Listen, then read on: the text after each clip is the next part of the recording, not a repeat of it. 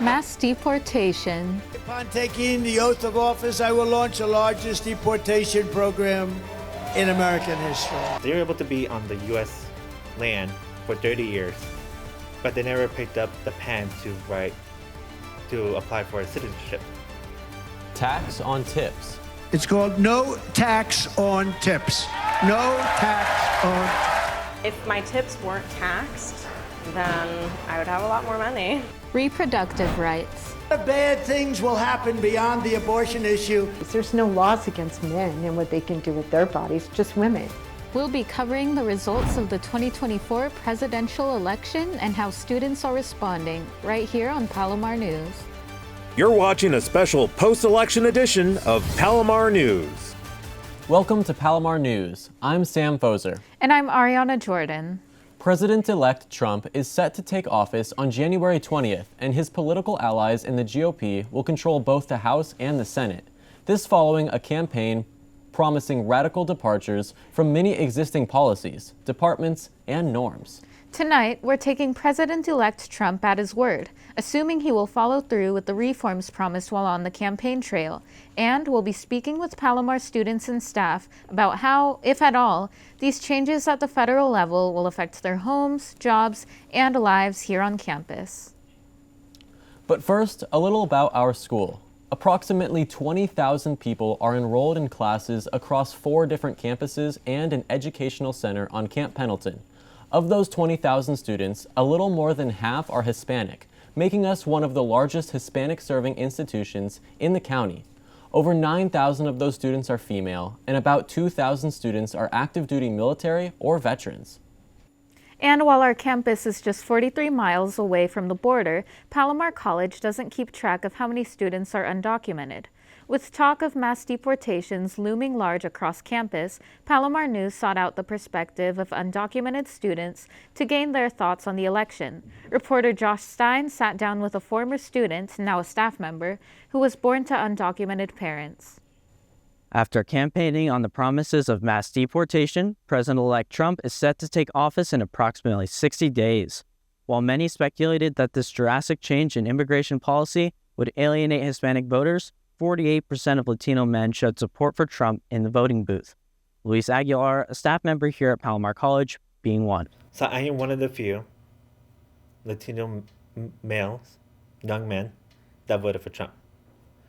And I know about the policy of mass deportation is going to affect the Latino community. And to me, it's not racist. It's something that we should be more careful about. Those that are born here and their parents might not have been, they immigrated over, and they are not U.S. citizens yet. And they might get deported because of that. Mm-hmm. And their children do not have to. What is your stance about that? To me, in my case, I am 26 years old, and one of my parents are still an illegal immigrant. Mm. So for 26 years, or possibly even 30 years, maybe, they're able to be on the U.S. land for 30 years, but they never picked up the pen to apply for citizenship. So I think that's more of their fault of waiting, of not applying for American citizenship. Because like my family, they were able to buy 2 or 3 houses, but they're not able to go and get a citizenship. Should one of your family members find out about this and they happen to get deported, how would you react to that? So if my family members got deported because of my decision, of course I'll be sad. Having a family member not be here in the United States, be gone. Yeah, I'll probably cry. I'm a very emotional person, so yeah, most likely I'll cry. But at the end of the day, I can't take back what I believe in. Let's say they were, or one of them was. What would you tell them? If one of them are being deported, and if I had a chance to speak with them, then I know where they live. They all have a house in Mexico. Or we have a home. My grandfather's land And my father has a land over there too. And his family. A few of our family members are still there because of their cousins and their aunts and uncles. I know where they are. But if they are to be deported, then I'll do everything I can to get them back here legally. How would that affect your day-to-day lifestyle, knowing that they're in a different country, and would that affect you significantly? To be honest, it wouldn't affect me that much. Especially with one of my parents, one of them, who is not a citizen. Because he has grown kids now. His kids are adults at this point.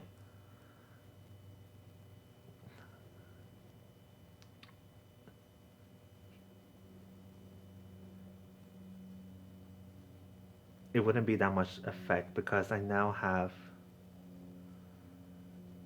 busy. I guess you could say. I'm very busy. Palomar College offers resources for undocumented students through the Dreamer Success Program, located in the Carino Dream Village, Building SU1. This program provides free immigration legal support, guidance with the DREAM Act, bilingual study spaces, workshops, and other services, all confidential. For more information, visit palomar.edu/dream. We reached out to Carino Village in an attempt to speak with an undocumented student or staff member, and they elected not to participate in any interviews. We also spoke with several students that are undocumented on our campus, even within our own classroom, who are also elected not to participate in an interview. Given the widespread reluctance to speak on this issue of mass deportation, we decided to reach out to Palomar's Behavioral Health Services to see if there's been an uptick in requests for services. Here's what the director, Dr. Saviano, had to say. I won't say that we have seen necessarily a significant uptick in students seeking therapy as a result of this election. I did some numbers just to prepare for today, and it's roughly almost the exact same amount of students last November, first couple weeks of November, compared to this first couple weeks of November. While there has been no direct increase to the amount of mental health service requests from Palomar students, the election has been an increased topic of conversation. So it's hard to put a finger on how, if at all, this is affecting the mental health of Palomar students. And then if you add in election-related stress, you could imagine the topics of many of our conversations with our students in therapy is around the election, right? If it's something that's at the forefront of their minds. So I just think, it's hard to say that there's a specific amount of students that we've seen that have come to us as a result of election-related stress, but I do know that our students are talking about it in therapy. While it's hard to say exactly how mass deportation could affect the U.S. economy, some economists have made predictions. The California Budget and Policy Center found that undocumented immigrants contributed $8.5 billion in state and local taxes in 2022, which would rise to $10 billion if they were given work authorization. It could impact important industries too. It's estimated that immigrants make up 3/4 of agricultural labor, with half of them being undocumented. 30 to 50% of meatpacking workers also are undocumented, and a fifth of the U.S. construction workforce is as well. The loss of so many construction workers could even worsen the housing crisis. We're going to take a quick break, but first, a look at what's coming up next. One of the things President-elect Trump is proposing is to eliminate taxes on tips and overtime workers. Coming up next, we sat down with two former Palomar College students who tell us how they feel about the new policy. Like you buy me gas? We'll also be covering the issue of reproductive rights, talking to a student about her experience decades ago and how it affects her viewpoint today. I don't remember how it started. Go to that. Oh boy. Our back and forth. It always came back. Dad! You probably don't remember what you told me. That was perfect. But I heard every word.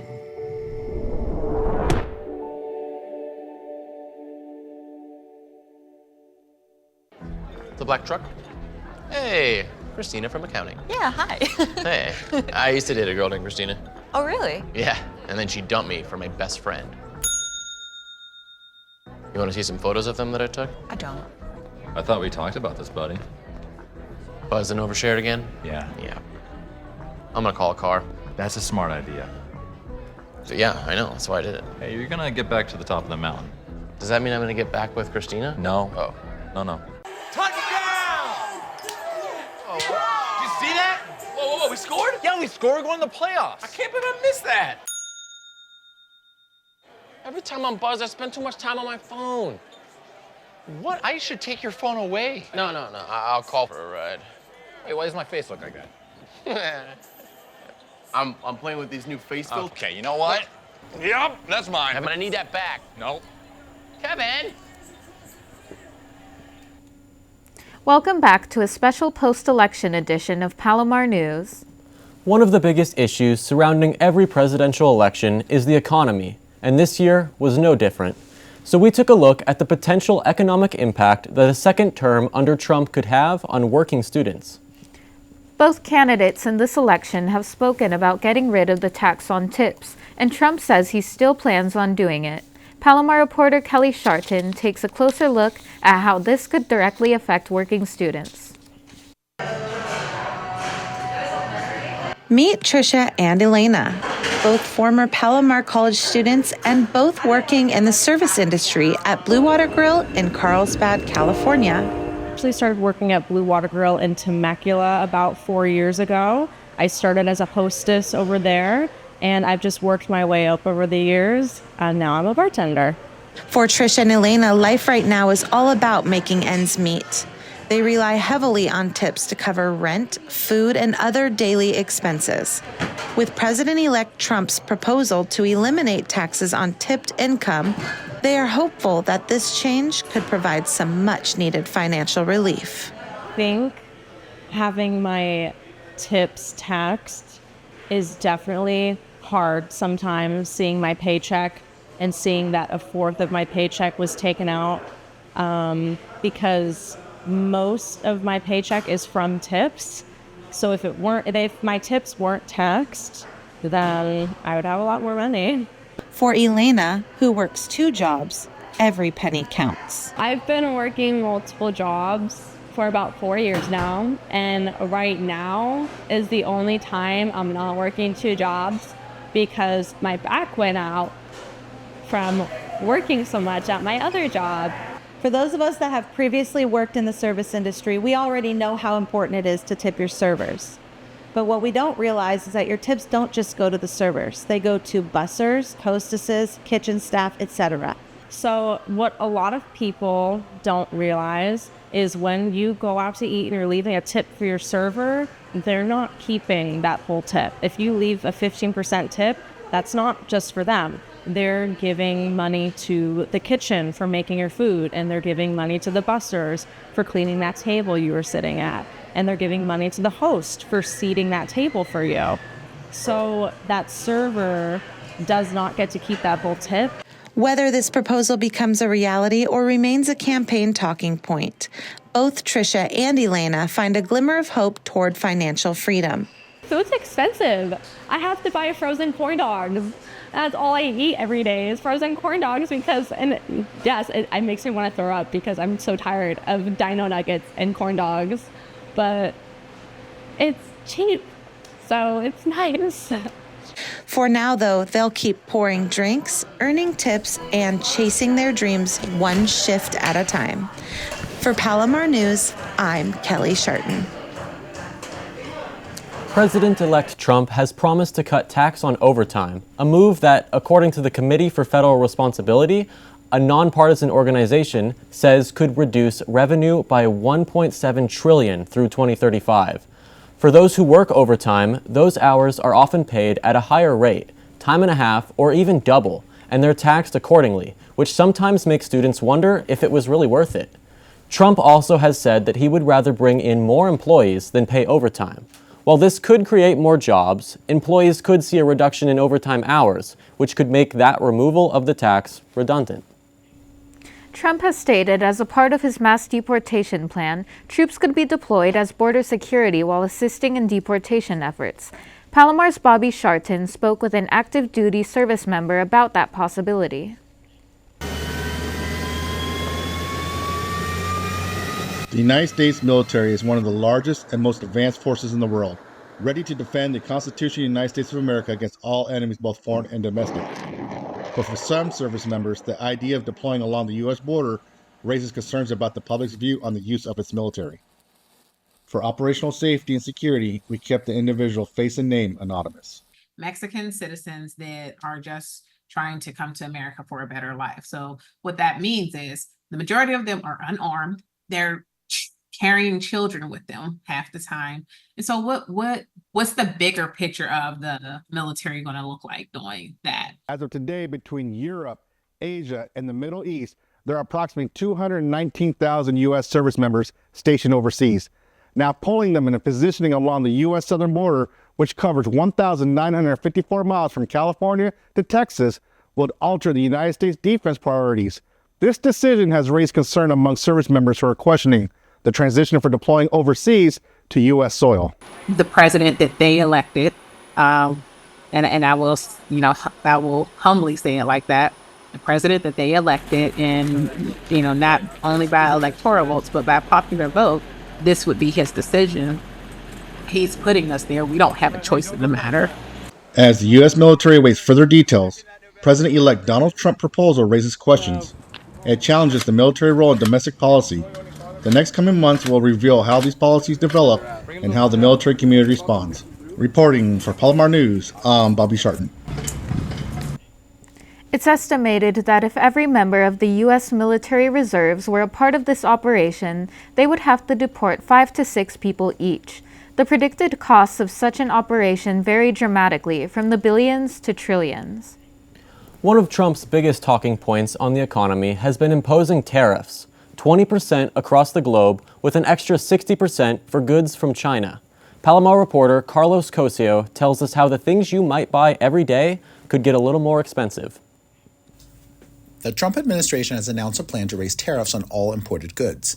There is a blanket tariff of 10 to 20% on all imports.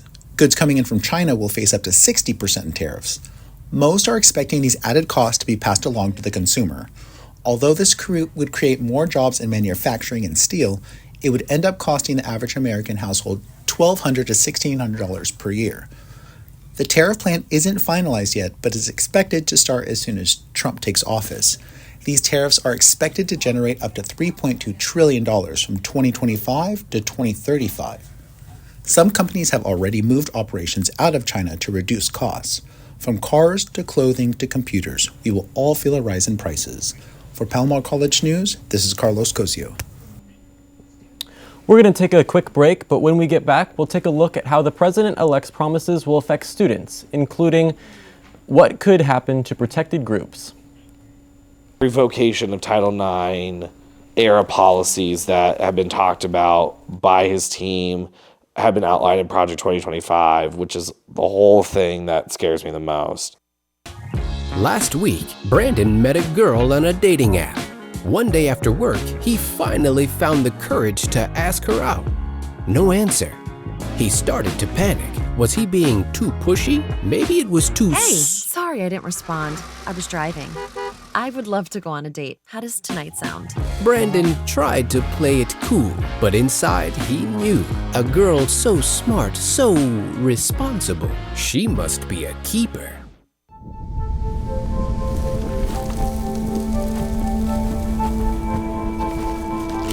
Eva Marie smoked 12,000 packs of cigarettes over 15 years. She quit, and now there's a new lung cancer screening that could save her life. You stopped smoking. Now start screening. No matter how much you smoked, early detection could save you. Talk to your doctor or learn more at savedbythescan.org. Welcome back to a special post-election edition of Palomar News. One of the major issues in this past election was women's reproductive rights. We interviewed a Palomar student with experience on the issue who says she's worried about the future of the procedure. Evelyn Galan has more. Back in the 90s, but chose motherhood over her education. However, she thinks about how her life would have been if she didn't have the procedure. You didn't wake up one day and say, "Oh, I'm going to have an abortion today." It takes soul searching. It's not easy. I'm just grateful that there was a clinic that I could go to, that there were doctors there, nurses. Sandy talked about how she didn't have to deal with protesters outside the clinic, like a lot of women do these days. So that was my own form of protesters, was my mom trying to talk me out of it all the way down. I know she wanted to be a grandmother, but that time would still come. It just wasn't now. And it wasn't the right time for us. Today, her life consists of studying and doing homework, but most importantly, being a mom. She first got pregnant at 19, but decided not to have that baby. The timing just wasn't right for me. I felt relief. And I felt maybe a little bit guilty for feeling that relief, but I felt relief and grateful that our life was going to move forward and we could figure it out later when we were better able to provide a home for a baby. With President-elect Trump taking office in January, some women feel that their rights are under attack. People need to have autonomy over their bodies. There's no laws against men and what they can do with their bodies, just women. They're going to regulate us. They are going to regulate us. No. Even when it goes underground, they still can't regulate us. Yeah, might as well make it legal. Sandy plans to continue her education at Palomar. So I'm going to get a degree and just do my part that I can. And I need to represent for all women, all people that identify as women. I have to represent for all of us. For Palomar News, I'm Evelyn Galan. 345,000 people in San Diego County identify with the LGBT community. Overall, that's 1 in 10 adults here. According to House Representative Ayanna Pressley, LGBT plus youth crisis hotlines have reported a 700% spike in calls following the results of this election, especially from people who identify as transgender. Experts are responding by encouraging people to focus on the progress the community has made in recent years.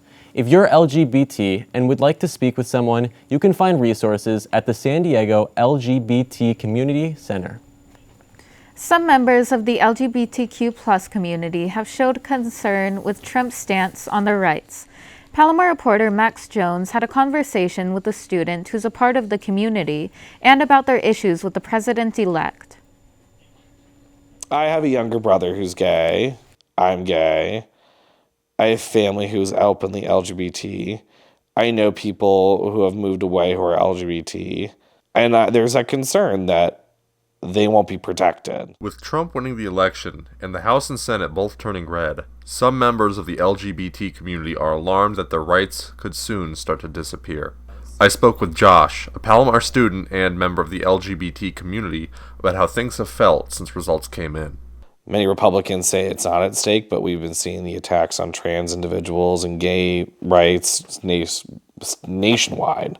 So the revocation of Title IX era policies that have been talked about by his team have been outlined in Project 2025, which is the whole thing that scares me the most. Title IX, a law protecting gender equality in schools, has been attacked by Republicans before. The law was amended to include protections for LGBT students and pregnant women by Biden, but Trump plans on going after it again. Transgender insanity, the hell out of our schools. It'll be gone. Despite the uncertainty in the air, Josh believes that here in San Diego is one of the safest places for anyone who's LGBT. I mean, I spend my weekends in Hillcrest, going to places like Flix's and, Rich's, which are famous gay bars, even Urban Mo's, which I absolutely love, just because there's a sense of community there and everyone there is supporting one another. And marching this past parade, I just feel like there's a lot of love that San Diego has for its LGBT community, and it's such an integral part of its identity. And he had one more message for those in the community who are a bit concerned. And when you do, well, the LGBT community's done it best. Unapologetically be yourself. Have fun. Have your pride.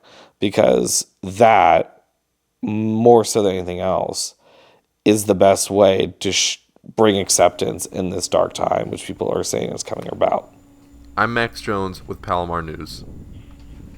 For LGBTQ+ students looking for resources, check out the Palomar Pride Center on campus or go to palomar.edu/Pride Center. We'll be right back and we'll examine how Trump's policies could help students in need of financial aid. The black truck? Hey, Christina from accounting. Yeah, hi.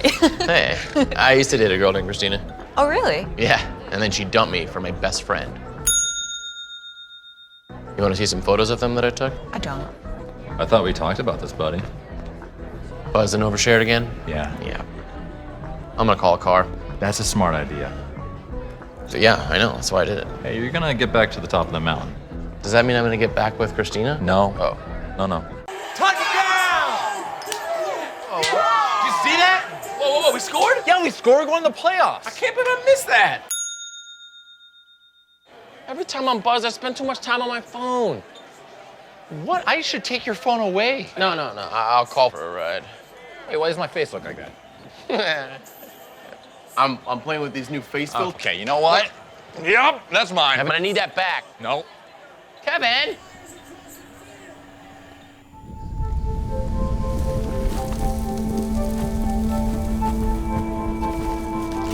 Eva Marie smoked 12,000 packs of cigarettes over 15 years. She quit, and now there's a new lung cancer screening that could save her life. You stopped smoking. Now start screening. No matter how much you smoked, early detection could save you. Talk to your doctor or learn more at savedbythescan.org.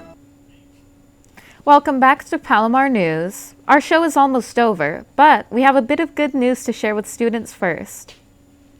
Some changes are coming for those applying for the Pell Grant. In 2025, the amount is going to be increased according to the federal student aid updates, allowing 600,000 new students that will be eligible for a federal Pell Grant. The maximum federal Pell Grant award for the 2023-24 school year is now set at $7,395. But don't worry if you don't qualify for the full amount. You could still be eligible for the Pell Grant based on your FAFSA details. Make sure to apply before June 30th. For more information, go to www.fafsa.gov. Thank you for tuning in to our special post-election edition of Palomar News. I'm Ariana Jordan. And I'm Sam Foser. Good night, everybody.